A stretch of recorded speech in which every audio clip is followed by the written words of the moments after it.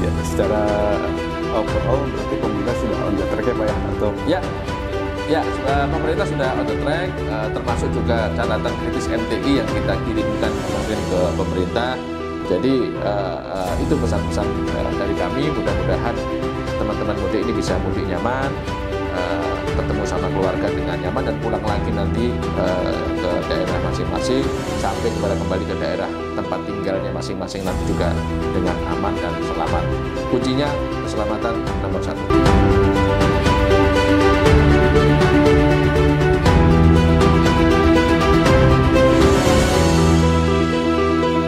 Halo Sobat Transportasi Indonesia, saya Triman Sofyan, pemimpin redaksi Transportasi Indonesia, kembali menyapa Anda melalui kanal YouTube Transportasi Media yang membahas tentang sektor transportasi, infrastruktur, dan supply chain secara lugas dan dalam. Kali ini kami kedatangan narasumber yang sangat istimewa, yaitu Bapak Dr. Insinyur Haris Muhammadun, ATD, MM, dan IPU, yang beliau merupakan Sekjen atau Sekretaris Jenderal Masyarakat Transportasi Indonesia. Halo, selamat datang Bapak Haris di studio mini podcast Transportasi Indonesia. Senang bertemu Anda. Terima kasih Pak. Halo, selamat pagi Sobat Transportasi. Ya, bersama Pak Sekjen MTI kami akan mengulas seputar kesibukan MTI bersama dengan Bapak Haris. Ya, masyarakat transportasi Indonesia yang mengambil tagline ya, sinergi mewarnai kemajuan transportasinya, didirikan di Jakarta pada tanggal 12 Desember 1995. Merupakan organisasi profesi yang menghimpun para pakar, akademisi, praktisi, dan birokrat yang terdorong oleh kesadaran dan tanggung jawab sosialnya sebagai anggota masyarakat. MTI berkehendak dan bertekad untuk mendukung dan menempatkan diri sepenuhnya dalam membangun transportasi nasional yang berkelanjutan dengan keanggotaan MTI yang telah tersebar di 22 wilayah di Indonesia. Seperti kita ketahui bahwa tahun-tahun sebelumnya ya, pemerintah sedang disibukkan dengan penyelenggaraan mudik lebaran Pak ya. Mengakhiri Ramadan, pasti ada pekerjaan besar atau hajat besar dari pemerintah, yaitu menyelenggarakan mudik lebaran nih Pak. Ini sangat seru sekali, biasa kita lihat di pembahasannya, khususnya untuk rekan-rekan media yang lain juga. Untuk di tahun 2025 ini kan pemerintah mengambil tema mudik aman, keluarga aman ya. Mudik nyaman, keluarga aman. Ini tentunya butuh dukungan dari semua pihak atau stakeholder untuk kelancaran mudik lebaran 2025, mudik yang aman dan keluarga yang nyaman. Tentunya ada peran aktif masyarakat Transportasi Indonesia atau MTI sebagai mitra pemerintah di sektor transportasi ya Pak ya. Bagaimana pendapat MTI tentang penyelenggaraan mudik lebaran di 2005 yang dilakukan pemerintah saat ini Pak?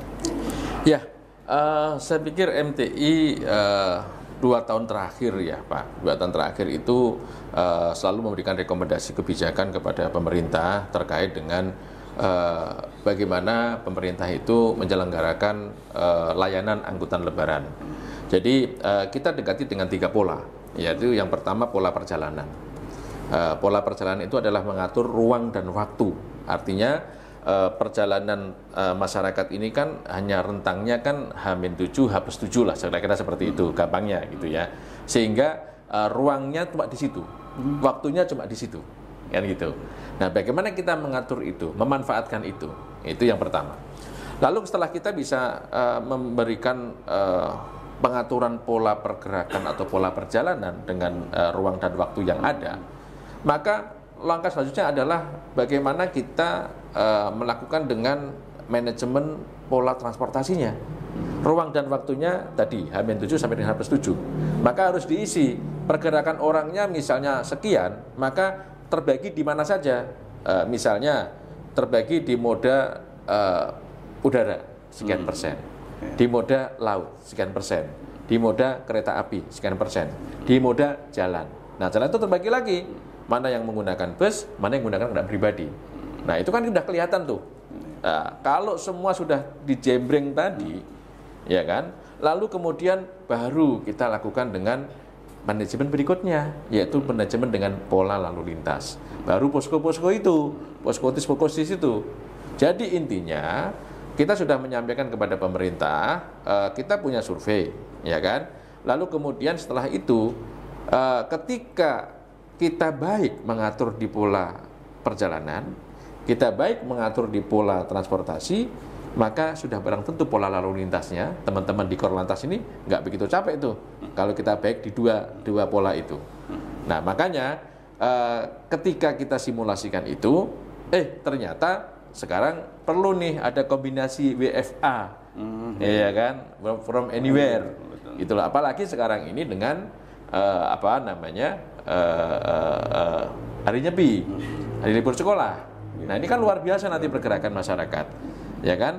Nah oleh karena itu kemarin alhamdulillah Pak Menteri Perhubungan, Pak Menko sudah sepakat, Menpan RB sepakat menambah WFA ya, work from anywhere itu di 4 hari, yaitu mulai tanggal 24 ya, sampai dengan tanggal 28 atau 27 gitu ya. Nah itu saya pikir itu adalah penambahan ruang dan waktu, ya, penambahan ruang dan waktu. Mudah-mudahan hari puncak itu bisa dihindari, yang ekstrim itu bisa dihindari.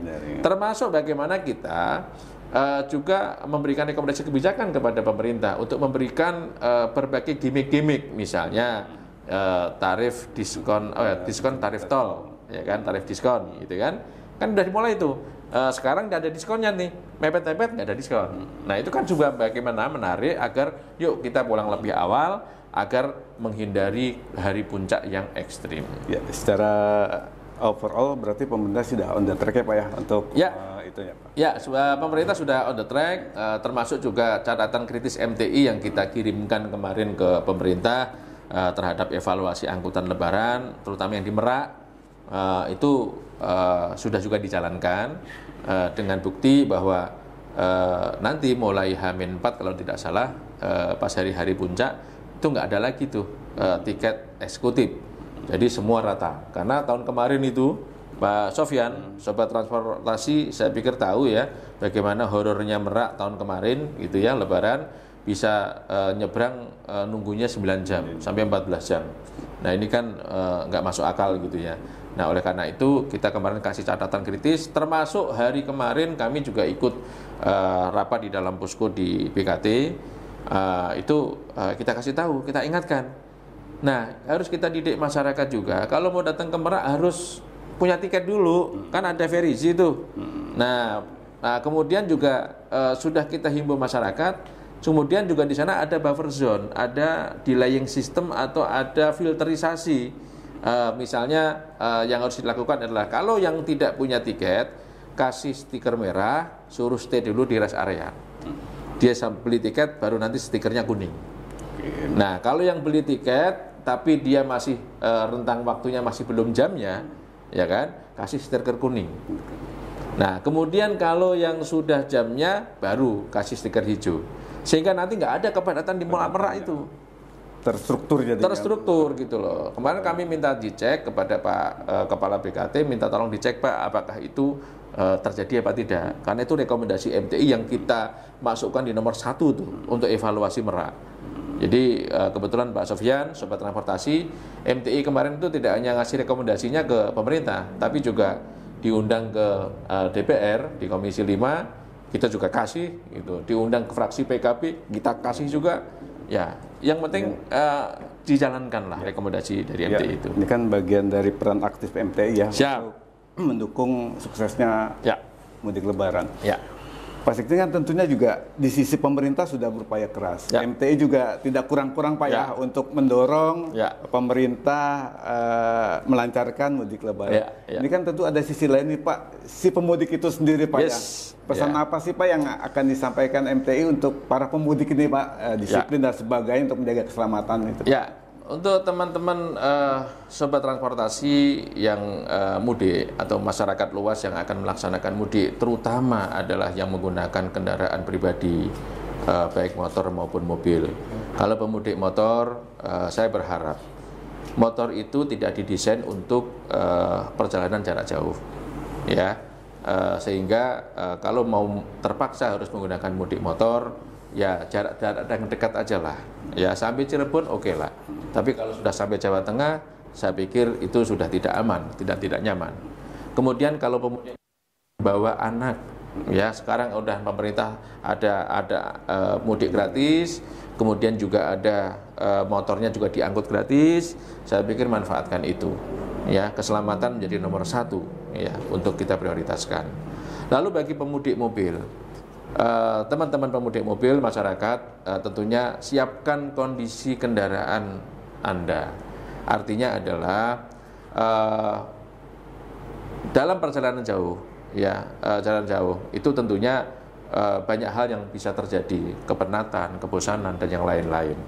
Jadi saya minta hal kecil yang perlu dilakukan adalah ban cadangan. Ban cadangan itu ya fungsinya ban cadangan, tidak bisa dipakai menggantikan ban utama. Sehingga ketika ban cadangan itu memang akan digunakan, di terdekat lalu ganti lagi ban utama, ditambal ganti lagi dengan ban utama, karena kekuatannya akan beda. Karena pecah ban itu akibat ban cadangan itu kan nggak pernah dipakai, sehingga kekuatannya, karetnya, rapuhnya itu cepat. Gitu. Kalau dia dipakai untuk menggantikan, itu bahayanya. Jadi ini teman-teman sobat transportasi banyak yang belum tahu tuh mengenai itu. Lalu kemudian bawa bekal, ya, bawa bekal, minum, makan, karena jangan mengandalkan di rest area, karena rest area itu pasti penuh, ya, rest area itu pasti penuh. Kenapa demikian? Rest area itu didesain kan tidak untuk hari-hari puncak, tapi didesain hanya untuk hari-hari yang secara umum saja, gitu loh. Nah, sehingga ketika penuh ya tidak harus dipaksakan makan di rest area, tapi ya bisa makan di sambil jalan gantian, gitu kan, dengan keluarga. Tentunya kan itu jangan paksakan juga untuk itu. Lalu kemudian nih kembali nih Pak Sofyan, related dengan konsep-konsep ilahiyah nih. Artinya kan kalau kita perjalanan jauh, itu kan kalau kita ngomongin keselamatan nomor 1, ya menyelamatkan 1 nyawa sama dengan menyelamatkan 1 umat, kan gitu. Jadi Allah sudah memberikan, Tuhan sudah memberikan keringanan, boleh kok nggak puasa, ada rukhsah lah gitu. Nah, gunakan itu. Nah, karena apa? Untuk apa kalau nanti misalnya puasa yang akhirnya kelelahan, micro sleeping, ya kan, ngantuk sementara gitu sesaat, tapi celaka keluarga. Nah, artinya adalah gunakan itu, tidak harus dipaksakan.